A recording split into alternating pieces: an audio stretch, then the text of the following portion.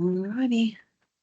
All right, y'all. We want to welcome you guys to our public incentives overview. We call it getting the most out of public incentives. And this particular webinar is focused on the PACE financing um, incentive.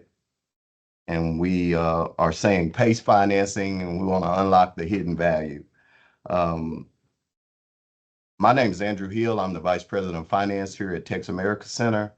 And one of the reasons that I wanted to put together these types of webinar series is to go ahead and give more information on the different incentives that are offered here at TAC, which is TexAmericas Center, where I work. And we also want to share this kind of information with our development partners because we realize that there's such a push to go ahead and help in the financing of these different projects that we do with our customers. And we also wanted to show the benefits of these types of incentives with some of our past customers or our current customers that are already in place here at TAC.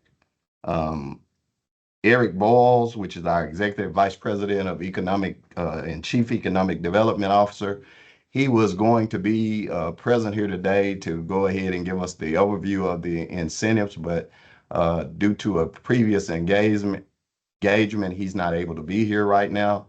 And I'm going to go ahead and take up the slack and do his part. But I'm happy to mention that we have Mr. Doug Taylor from Texas Pace Authority here present with us, and he'll share some in-depth information on that particular incentive. Um, I'm glad to see all of these faces and all of these people that have been able to join us here at this webinar. And we're going to go ahead and go on with the presentation. And I'll fill in for Eric. Eric sends his apologies too for not being able to be here. On our first slide, you see that it says that Texas is the nexus of North American reindustrialization. The state of Texas has positioned itself in such a way that it supports a lot of different industries because of the global demographic shifts that lead to changing labor costs. It makes reshoring more competitive in this environment. And we have been incentivized by the strong defense interests that we have in this particular area and a thriving energy sector, our business-friendly policies, our public incentives, favorable cost structure, favorable regulatory environment, and public investment in efficiency and technologies. Another thing that is good about the state of Texas and how it supports business environments is that it plays a central role as an energy, industrial, and logistics hub for the entire nation. We're also projecting stronger industrial growth, higher than the U.S. average as a whole. We're also projecting greater population growth than the entire nation um, here in the state of Texas. We're also a consistent job created creation leader, and we also embrace emerging growth sectors. We can move to the next slide. In Texas, our industry and governments are working to build foundational industrial energy and technology infrastructure. Some of the things that are happening here in the state of Texas is that there's a strong movement among the defense, industrial, technology, energy, and government communities to join forces to ensure that our American leadership, that Texas will continue to be an epicenter of U.S. energy and technology for the next century. There is also a commitment to build over $150 billion in transportation projects. There is a commitment to diversify, fortify, and advance energy and power grids. There is also commitment to continue to invest billions in water resiliency. There's a commitment to fund new initiatives around technology, workforce development, fiber, and climate change. And we also have a government incentives for economic development, energy modernization and development, and implementation and scaling of new technologies. There is also renewed investment interest across private equity and venture capital and private investment communities in energy, technology, and industrials. We can go to the next slide. TexAmericas Center is some of the great information that we have to share about our particular organization is that we're ranked as currently as the #5 industrial park in the country. And we're built on a former Department of Defense property, and which serves as a significant defense, industrial, and for other clients. We're like a hybrid of a municipal government and also an economic development organization at the same time. And we have industrial real estate development services that we perform. And us being an authority, having our own jurisdiction helps us to be able to get through these projects and the permitting phases and all such activities a lot faster than other organizations are able to get through some of those things. We have our own permitting structure here by us being a special purpose district of the state of Texas. It allows us to be able to go ahead and have all of the jurisdiction over all of the projects and the things that we're creating here on our site. We're located on the Texas side of Texarkana. And if you want to move goods by land from Texas to the Midwest or to the Northeast, you have to come through Texarkana. So we call ourselves an epicenter to be able to allow you guys to be able to move those goods through our particular area. We have over 150 years of staff experience in business, logistics, proper and economic development operations. So that speaks high volumes of who we have here on our staff. I have a short video that I would like to show you guys about TexAmericas Center, and it'll tell you a little bit. So Melanie, you can Okay. hit that.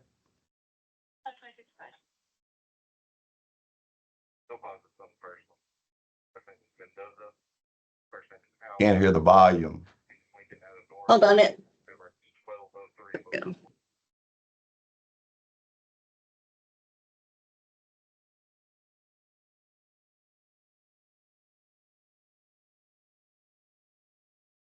I'm still not getting any volume. Melanie. No. Well, let me just make sure. Let me make sure that my settings are the same as what they were earlier.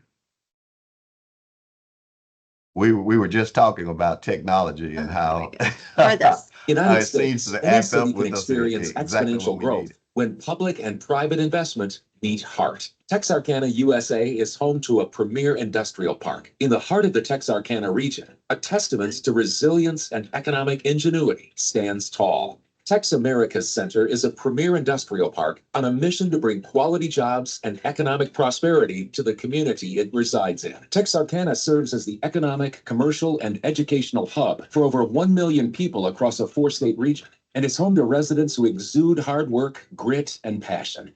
It is through their tenacity that this region became an attractive destination for investment. TexAmericas Center offers a one-stop shop for tenants. They coordinate with business service and community partners, allowing a streamlined process that results in unparalleled speed to occupancy and speed to profit.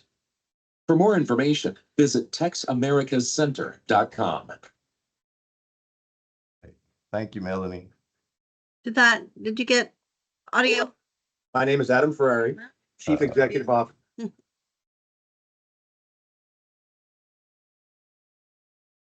Adam is not a participant in this particular webinar. Thank you. Getting back to the audio. Beg your pardon? Were you able to get the audio that time? Yes, we were Okay. able to get the audio. making sure. Thank you Okay. very You're much. welcome. All righty.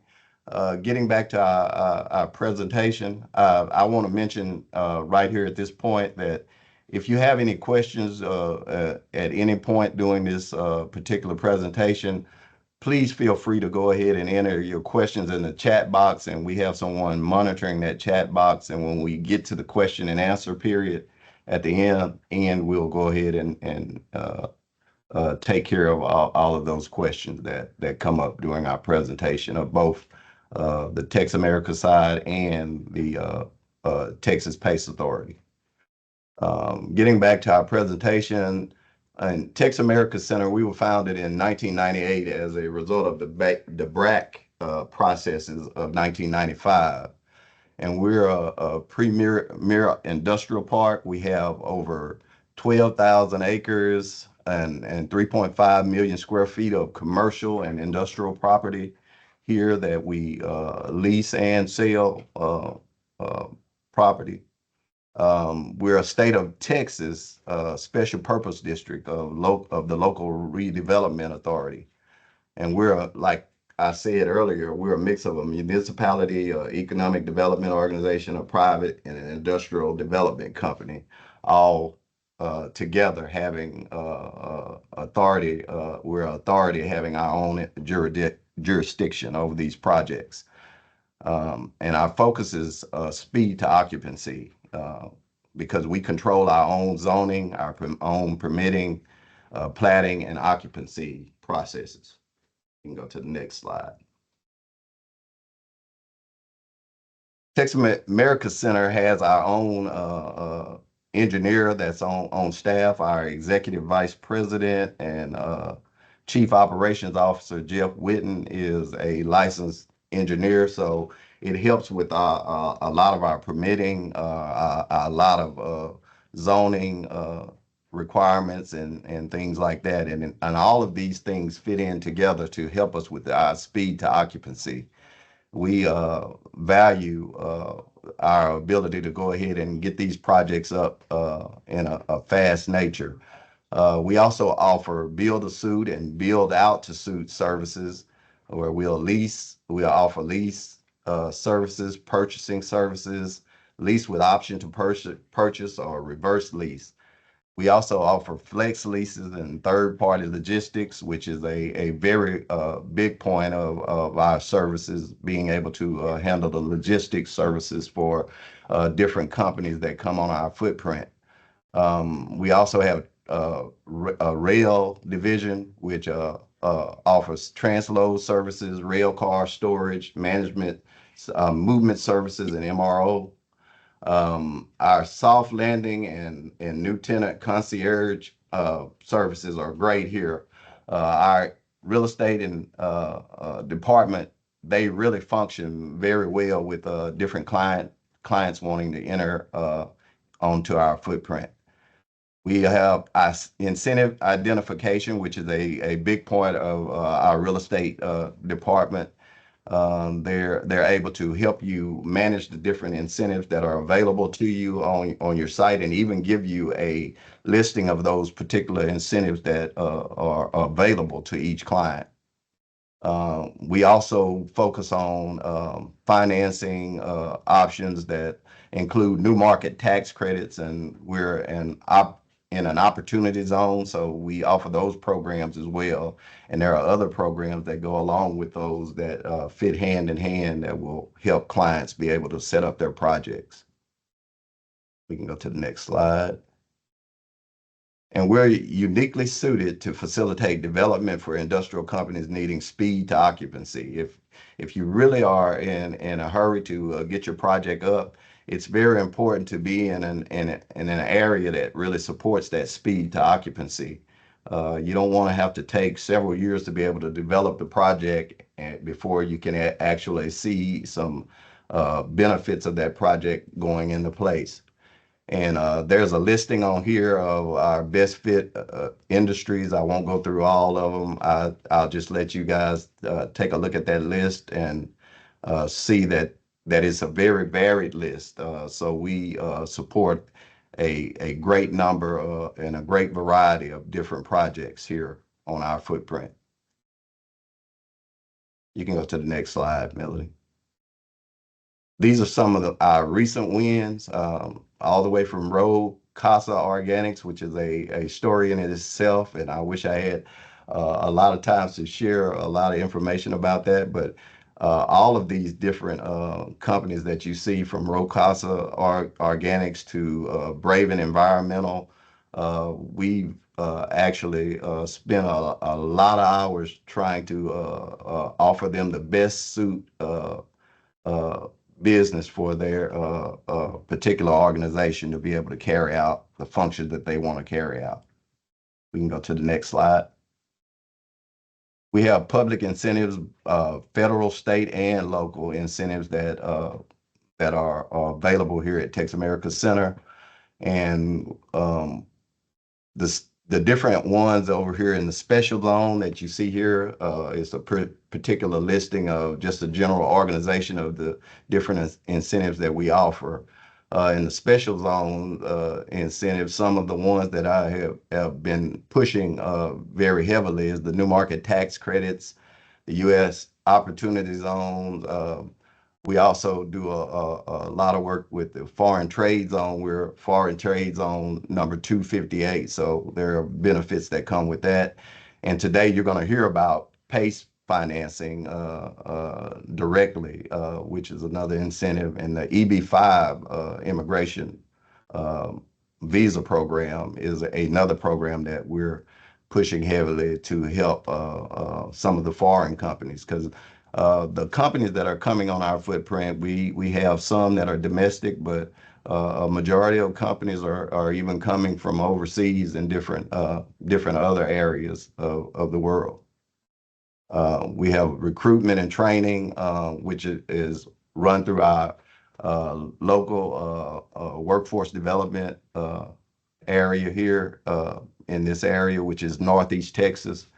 And they offer on-the-job training, contracts, local jobs, energy, technology, and innovation program, which is the JEDI program, which is another awesome incentive that can help others. We also have tax abatement programs, which things like the Freeport tax exemption, our Texas Research and Development tax credit. We also have utility incentives, which are through SWEPCO and Economic Development Rider incentive that they offer, and also Texoma Semiconductor Tech Hub is another incentive that we have access to. This is our incentive summary. You are able to click on it on the web to be able to see an in-depth discussion on our incentives. You can go to the next slide. We'll have this available for to send out to people if they want to come back to it. I'll put the incentives link in the chat as well. Thank you very much, Melanie. Sure. And without further ado, I'm going to go ahead and turn our presentation over to Mr. Doug Taylor from the Texas PACE Authority. He has agreed to come on with us and give us some specific details about PACE. Great. Thanks, Andrew, and thanks, Melanie, for your support and for the invitation to co-present and cover PACE as an incentive program that is available there for TexAmericas and throughout Bowie County. So jumping into what PACE is, the problem that PACE was designed to solve or resolve is this one, and that is that property owners know that inherently over the long term, they can save money, reduce their operating costs by investing in more efficient energy and water systems and upgrades to their property. These upgrades, however, tend to have very high capital hurdles, initial capital costs. And so given all the other expenses that a business has, making payroll next month, business expansion, growth, et cetera, these tend to get left unaddressed and sort of kicked down the road until they fail. And so you might have older HVAC systems, lighting, pumps, motors, air compression systems, et cetera, that work okay until they fail. And then when they fail, they either have a business impact or, in the case of having to replace equipment on an emergency basis, that comes at a higher cost premium. And also is addressed really on a piecemeal basis, where energy and water components and equipment within a building are really systems. And so it's important to step back and address them from a system standpoint than really a piecemeal standpoint. The other is a new construction. What always happens is the architects, the designers, the engineers come together, they put together a plan and a program for the facility. The bids come in, the bids are higher than expected, and things start to get cut through a process called value engineering. And I have value in quotes here because really it's not a good value. It tends to shortcut decisions at the front end of a project that go on to haunt it for its operating life. So that's also a challenge. And typically things like mechanical, electrical, and plumbing systems, MEP, are what's targeted because those are not the things that are front and center to the business's operation. They tend to be hidden behind walls and on roofs, and so they get forgotten. And so again, compromising on some of these decisions at the front end go on to haunt the property through its life. And then these days, we're seeing an increasing gap in capital stacks for projects. So when you put a project together, you assemble your capital stack. Typically, it's a mix of equity, debt, and then other financing. And a number of years ago, not that long ago, it was not unusual for a senior lender or debt in a capital stack to be 60, 70, 80%, and the owner put in 20% equity. These days, it's more like 60% at the ceiling, and so that creates a gap that has to be closed in some way. And so PACE can be used to help address that gap in the capital stack by focusing on the eligible energy and water systems that are part of any project. The next slide. So a solution to this is PACE, Property Assessed Clean Energy, is what PACE stands for. That's the acronym. So this is a financing program that can provide low cost, 100% financing. That means 100% of the eligible measure, not the entire project, for energy efficiency, water conservation, and on-site energy projects. What makes PACE unique is that this is private financing, but it's secured by a local property assessment. So it's really a special assessment on the property that rides along with the financing to provide security for the lender so they can offer terms generally more attractive and longer than they ordinarily could for the private equipment financing. The other key point here, and Andrew mentioned some of this already with all the other incentives that are available at the TexAmericas site, is that because this is private financing, all other state, federal, utility incentives are fully available. Because in some cases you have restrictions where if you have federal funds, you can't match federal with federal, you can't match state with federal in some cases, depending on the source of origination. So in this case, this is private financing. It's like a private bank loan. So it's fully compatible and does not impact any of those other incentives. It kind of can layer on top and help get a project to where it needs to be. We've heard PACE described as like if you've heard of a PID, it's like a single parcel PID. So an owner can say, I want to make these improvements to my property. I'm willing to pay for this over a long term through an assessment on the property. It's like that. PACE is authorized under state law, the Texas Local Government Code, Chapter 399. This was passed, enabled into state law 12 years ago. So that creates a structure where cities and counties can opt in and create programs either at the city level or the municipality, or the county level rather. It's open and open market and voluntary, meaning that any contractor can do the work and a lender can provide the financing. Any owner with an eligible property can access the program. So there's not a prescribed list or anything like that. It's really more of a structure that ties all of this together. Next slide. Yeah, guess it's not going to flip. There we go. Yeah, one more forward. There it goes. No, Okay, one more. it's right. just not doing it. Let me do it. Sorry. No worries. Oh, I've gone past it. Yeah. Thanks. It's not rolling that way. Okay, there we go. Okay. Yeah. Okay. So our role in all of this is, again, the Texas PACE Act provides specific authority for cities or counties to establish local PACE programs. But the counties and cities figured out very quickly that they did not really want to create whole new departments to operate the PACE programs. And so into that void, our organization was formed, Texas PACE Authority. We're a 501c3 nonprofit. We work really as the outsourced PACE department for cities and counties around the state. So all of this functions sort of above the line is that governmental function, ensuring that projects meet all the requirements under statute. And then really below the line is a private function that otherwise would be, a normal private transaction between a property owner, service providers that do the work, and capital providers that provide the financing. So I jokingly say, our job is to really referee the transaction to make sure that everything is compliant and there are no hiccups down the road. So that's where we come in. Next. So the growing PACE market, this all started again a decade ago. Our organization now, as of this month, serves 109 jurisdictions across the state, covering about 75% of the state's population. In the northeast corner of the state, we serve Bowie County, Titus County, and the city of Clarksville. There's the map here indicates if the county is shaded, then that means that we serve PACE at the county level. If there's a star, it means that's at the city level. And then if there's one of the little light bulb icons, that's where there's a project. And you can roll over any of those and see the county details, the city details, or the project detail. On the whole unit. Next slide. For $4,100.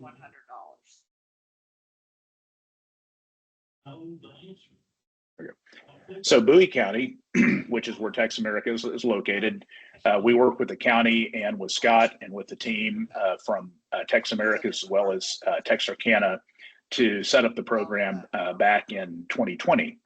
And so there's an active program in Bowie County.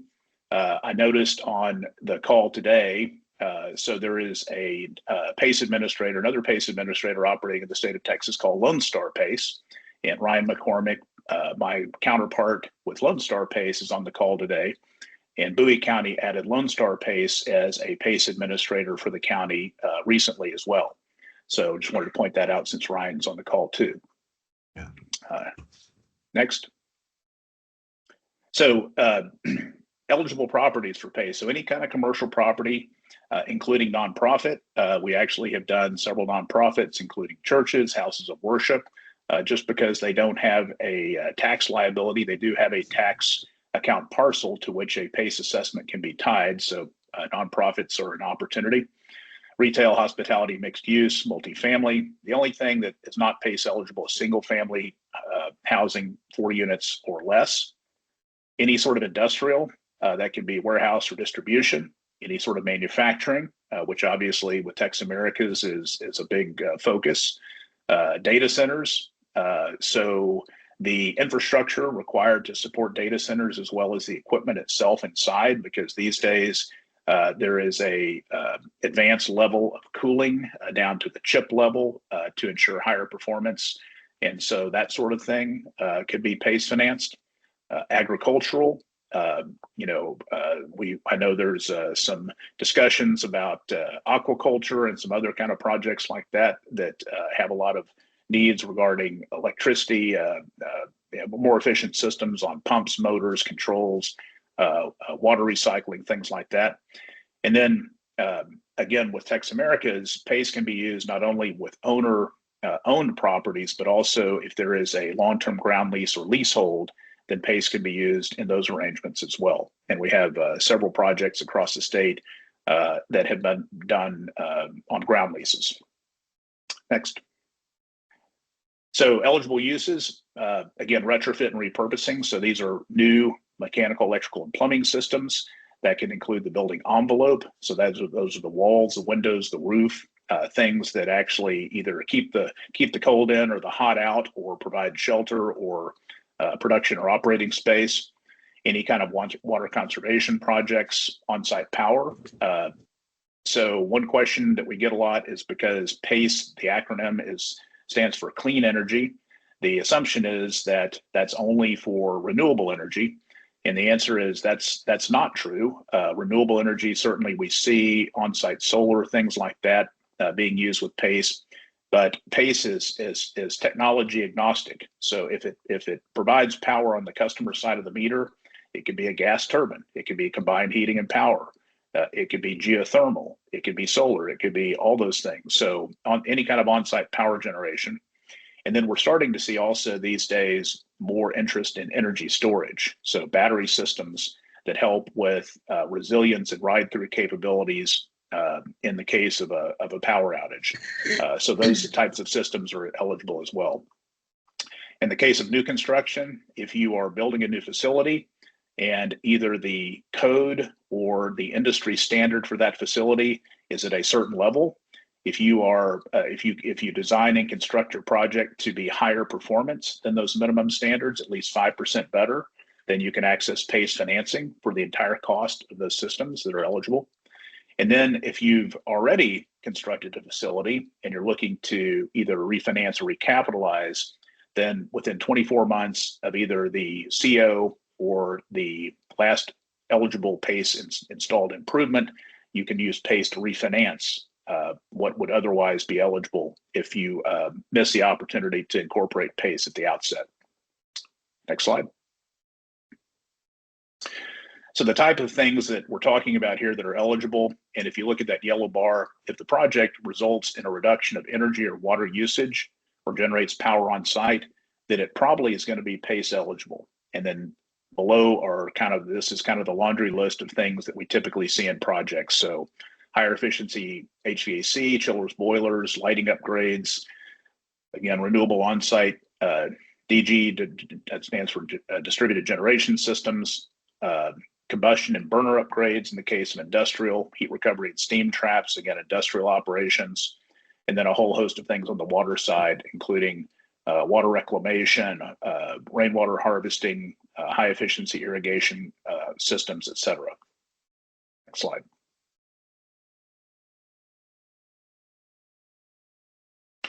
So from the developer or the owner standpoint, what's the benefit of PACE? Well, again, it improves the capital stack, as I mentioned already.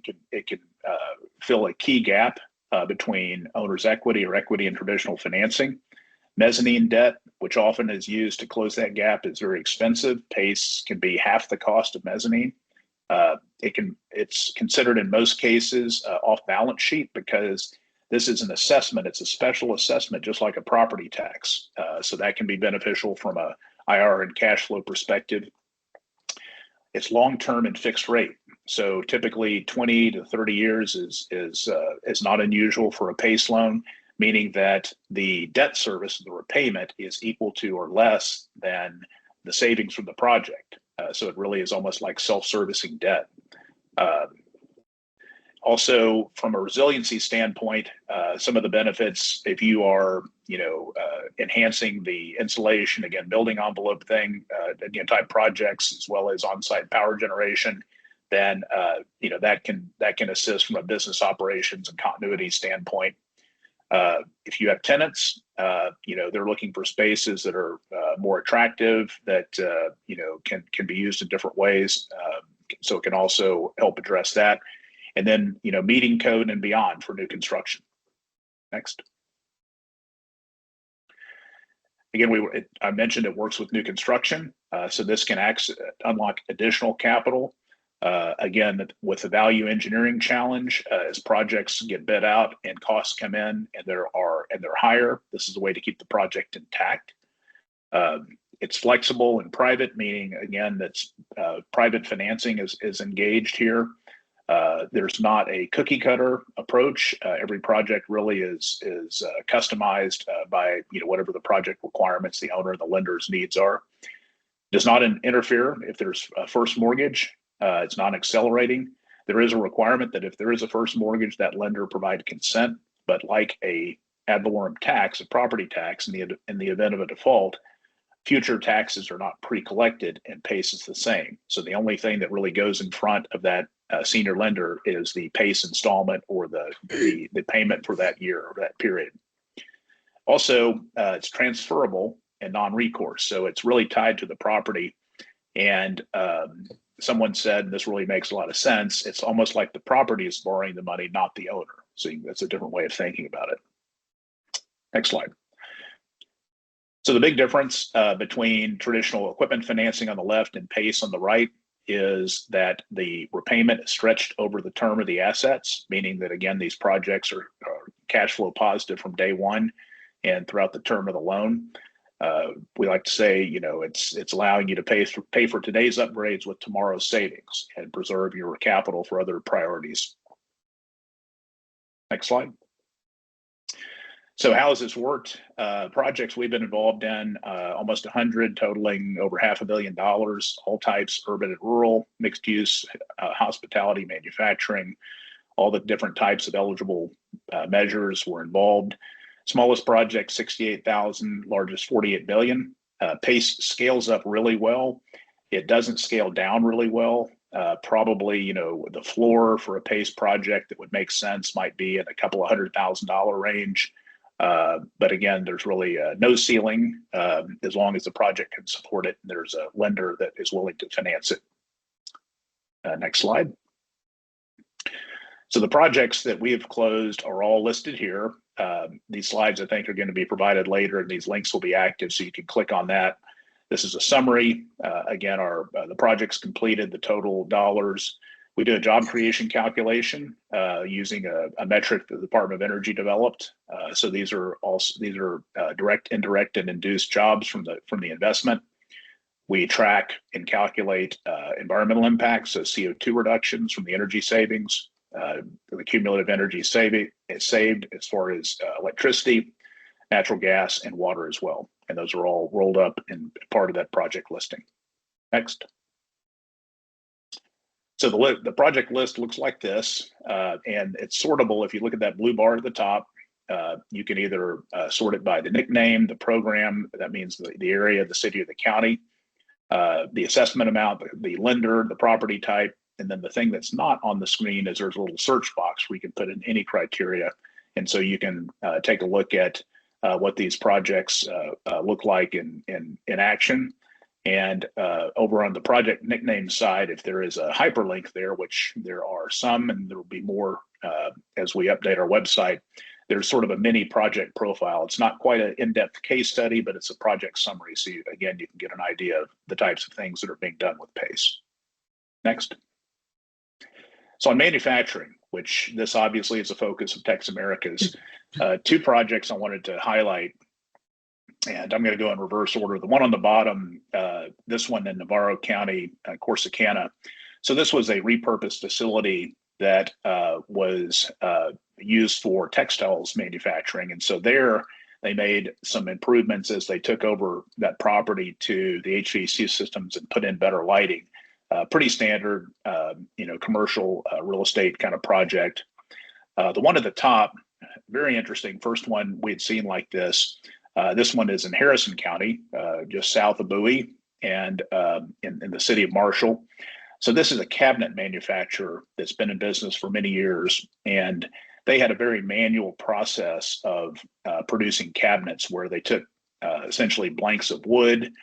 They would run them individually with people using routers to make cabinet doors. It's a very manual process with a lot of waste in terms of the wood product, et cetera. Also some hazards.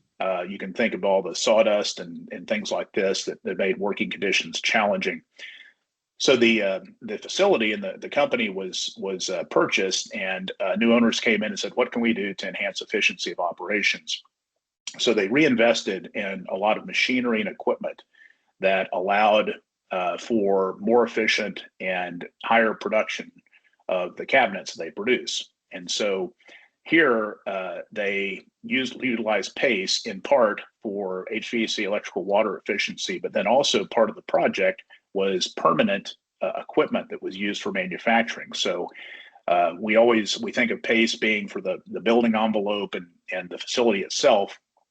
But if you have equipment that is essentially, bolted into place, wired, requires an electrician or a plumber to install it, that is considered PACE eligible because it's now considered a permanently affixed to the real property.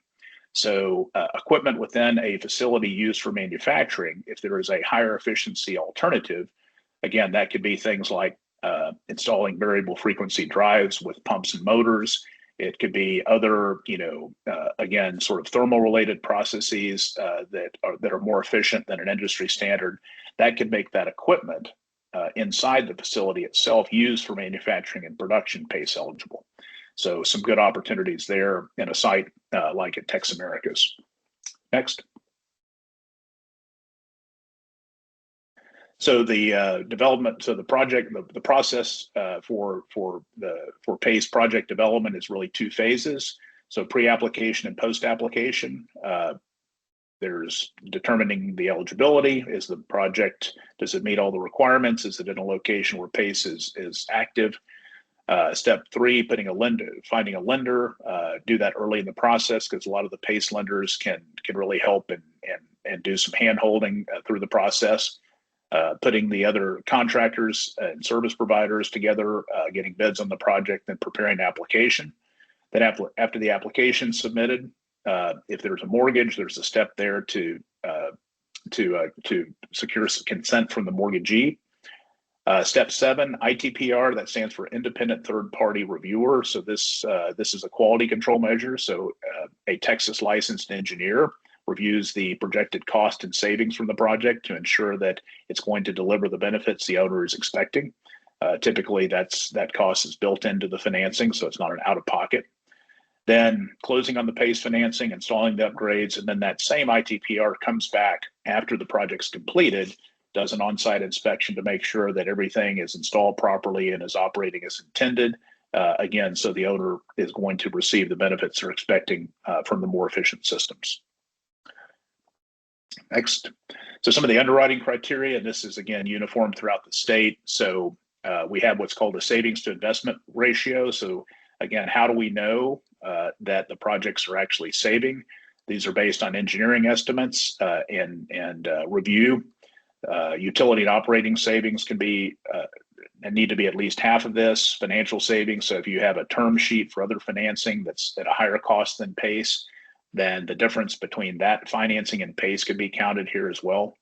Loan to value. This is important. PACE can be used for up to 35% of the property value. So not 100%, but 35%. And we generally look to whatever the CAD, the Central Appraisal District, has the property valued at, but all projects use this variance process where any sort of an independent private appraisal by a qualified appraiser can be used as that basis as well. The loan term is not predefined. It's based on the weighted useful life of whatever is being financed. So if it's something like, building envelope where you're putting insulation that may have a 20, 25, 30-year life, and you're putting in lighting that might have a 15-year life, and AC that might have, 20, all those things are averaged, and a weighted average is taken. And so again, most PACE loan terms we see are in the 15, 20, 25. I think the longest one we've seen is 35, and that primarily was building envelopes. So those are the financing terms we typically see. And then again, I've hit this a couple of times, but if there is senior debt, then the mortgage holder needs to provide consent. Next. So really to kind of bring things to a close here. So PACE is really a win-win-win-win-win. So from property owner perspective, lower utility bills and operating costs, enhance resilience. You're making investments that have energy and water efficiency benefits. The value of the property is increased as a result of that. If you are a contractor, oftentimes you put a package together, you submit that to the owner. It has a high price tag. The owner faints and says, I can't do that. By tying PACE to that project proposal, this is a way to move that project forward in a way that is inherently cost effective for the owner. From a lender, local lenders, again, this is a new loan product. There's not a prescribed list. We do vet all lenders that are on our list. If you're a regulated bank or a credit union, then you're really almost pre-qualified. If you're a private capital provider, then we look to your balance sheet and ability to service loans and so forth. But this is a new loan product that is low risk, fully collateralized, assessment lien position. In fact, I had one lender say, we don't take PACE loans to our credit committee, we take them to our investment committee because they see these as long-term holds, low risk, and long-term investments for the bank. From the state standpoint, again, the public purpose that really was behind the PACE Act being passed again 12 years ago is that then we were coming out of a major drought. And so the need to conserve water resources was really paramount. Constantly, we're trying to look at ways to reduce peak demand on the electric grid, both in the summer and now in the winter too. We have summer and winter peaking phenomenons here. Distributed generation can help address that, and then indirectly, less fuel being consumed in power plants means fewer emissions, and so air quality is improved.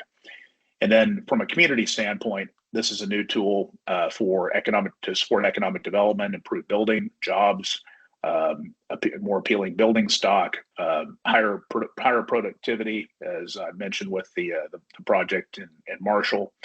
So really a great win-win-win. You've heard that. Well, this is a win-win-win-win-win, we think. Next. Resources. Everything I've shared with you and more is on our website. The program guide and technical standards, again, these are really kind of the uniform rules of the road for PACE throughout the state are there as well. Case studies on projects, a number of those are listed. Service providers, so this is if you were looking for a lender, a contractor, a third-party engineer, that's provided as a resource as well. We cannot, as the administrator really kind of serving that extended governmental function, we cannot make referrals or recommendations, but we can vet and provide that as an informational resource for you. And then different events and trainings, we're constantly, as with Ryan at Lone Star PACE, even though this is a 12-year-old program, it's new to so many people all the time. We're constantly doing education and outreach, as is Lone Star PACE, to help people up the learning curve. There are moving parts, and we jokingly said you need to hear it 3 times before it sinks in. And so if this is the first time for you and you're saying, I just don't think I understand, that's normal. So we're here to help you through that. Next.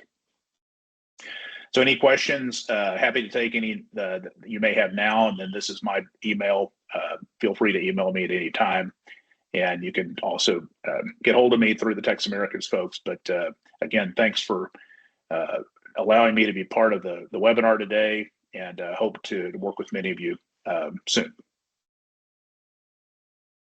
All right. Thank you so much, Doug, for that presentation and for that help.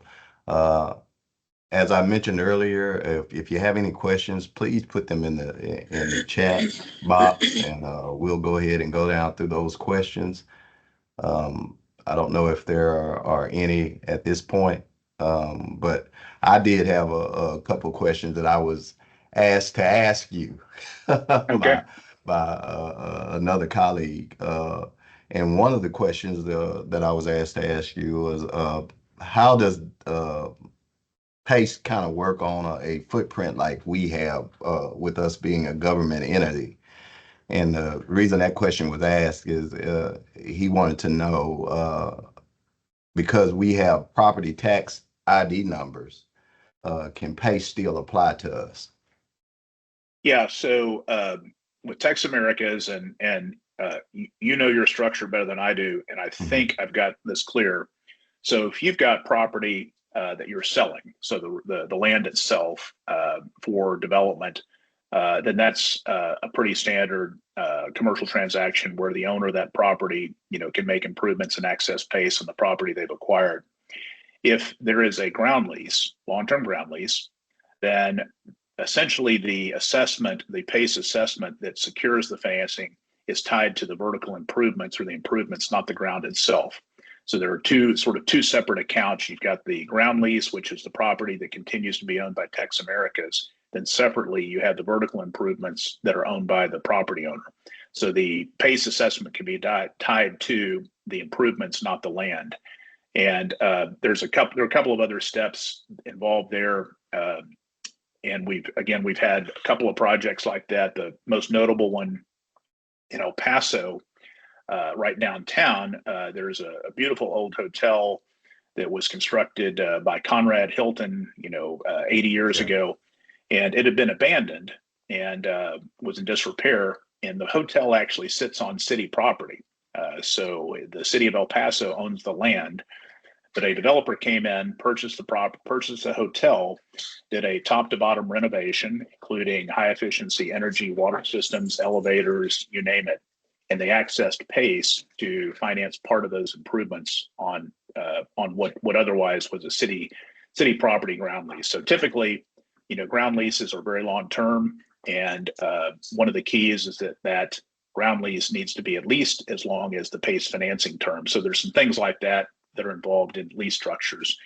As far as leaseholds, where the vertical improvements are being improved at the tenants or at the tenants initiative, then that's another opportunity. We haven't done a leasehold, but that's a possibility as well. So. Did you have another question, Andrew, or do you want to Yeah. move on to the ones I that are in just there? have, let's move on to the ones that they have, and I can ask that last Okay. one after we So cover everybody else's.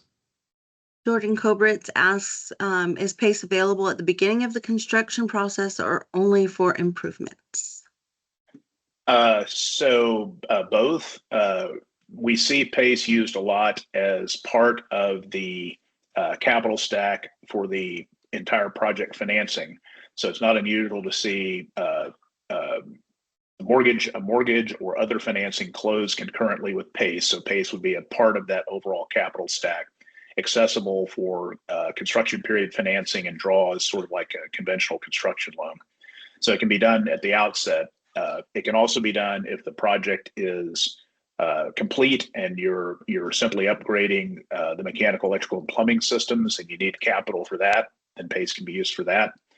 If the project has been completed and otherwise would qualify for PACE, you have systems that are higher efficiency, then you can use it to recapitalize or refinance part of that original loan as well, that can help with project stabilization and really serve as kind of bridge financing as well. And he also asked, is it available for successive buildings on a project? Same real estate? Right. Yeah, so potentially the way that would be handled is the scope of the original project would be the basis for an initial PACE financing. And then if additional facilities are added that also it's desirable to use PACE financing, the assessment could be amended. And we've seen that before. So you could do that, on the same for improvements on the same parcel. So that's a possibility by simply amending the assessment each time additional improvements are made. And Erica Santos asks, thank you for the presentation. What would be the lead time process to apply for PACE? In which phase of the project should we apply? Yeah, so lead time, really, getting at least kind of an eligibility check as early as possible to help, verify that the project that you have in mind is going to be compatible, that it's on a site that's eligible, these sorts of things, as early as possible. PACE is an iterative process. It's not a yes, no. You don't submit an application and get you get a yes, no. Usually, we're working with the lenders, the owners throughout the process to kind of ferret out details. So, and as far as lead time, a lot of this depends on the capital provider, the PACE capital provider's underwriting criteria. But typically, our internal process, for reviewing all of the documentation and getting to close is really just a couple of weeks. In most cases, if you build in the lender underwriting and some of the engineering work and so forth that has to be done, I would allow 4 to 6 to 8 weeks. So it's not like a 6-month process, but it's not like a 2-week process. So somewhere in the middle. It depends on how complete documents, files, data, those types of things are. And Zach Henson says, can PACE financing be used for a project set up as rent to own? So the zoning would be for low density multifamily or single family. The property operates as a multifamily rental until each of the individual units are sold off through the years. through the Yep. conversion. Do you have, you see the question? I see it. Have you Yeah, I been see it. rereading it? Okay. Yeah. So yeah, this is a little bit, if you're not familiar, so rent to own are essentially, it's like a deconstructed multifamily development. So you have homes that are it's a master development where you have single family homes, each on its own parcel, that are developed and owned by a single owner. The idea is that they're rented initially, so it's providing, a different type of, kind of a better, higher quality rental property for prospective homeowners that can't yet, make a 20% deposit and so forth. So with rent to own, the answer is yes, they can be PACE eligible. There are some requirements because it's a little bit different structure. Because it's a single owner at the time of construction, it's really treated as multifamily. Then as the individual units are sold, then there is an amendment to the PACE assessment that would remove each of those individual homes as they were sold. So we've had some build to rent proposals. We haven't closed a project yet, but we've gone through at least the engineering and legal and technical details to figure out if it can be done. And the answer is yes. So it's really treated at the outset and at the time of construction as multifamily. And then as the individual units are sold off, then the PACE assessment is amended each time.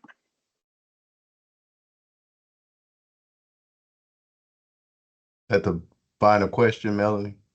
Yeah, it looks like That you it. see If on- anybody else has anything, they can reach out at Deb's or Andrew or Eric's emails. If you want a copy of this, once we get it posted to our YouTube, you can contact me. I'm the one sending you all the emails, so we can get that out to you so you can access all the links. Absolutely. Thank you so much, Melanie, too, for all your help with this presentation. And thank you so much, Doug, for all of your help with this presentation. And just to kind of recap about TexAmericas Center, some of the benefits of actually being able to work in this particular footprint is that our speed to occupancy is a key incentive for your help. Our ability to offer these types of incentives, such as PACE and other incentives, and our financing and industrial projects, which we have bonding, revenue bond, and we work through the Texas Military Preparedness and other organizations to be able to accomplish the financing needs to help with these projects. We also want to remember about our rail service that we offer here, as well as our logistics department that we have here on site that are able to help you with any type of warehousing needs and such here. We feel like we're the ideal partner for companies that require these types of footprints and that focus on speed to occupancy. So we thank you guys for being able to listen in on this presentation. And we also want to let you know that we're going to be coming back at you in the future with different incentives, and we'll focus and go in detail on some of those particular incentives that are available to you here. But we thank you all. If there are no more questions, we're going to go ahead and end here. Thank you, Zach. And thank you, Nate. Just want to let you know that the incentives link is up in the chat also if you wanted the incentives guide that we have posted, but it will also be available in the recording once we get that out. Thank y'all. Thank you, Erica. Appreciate it. Thank you, Doug. Yeah, thank you.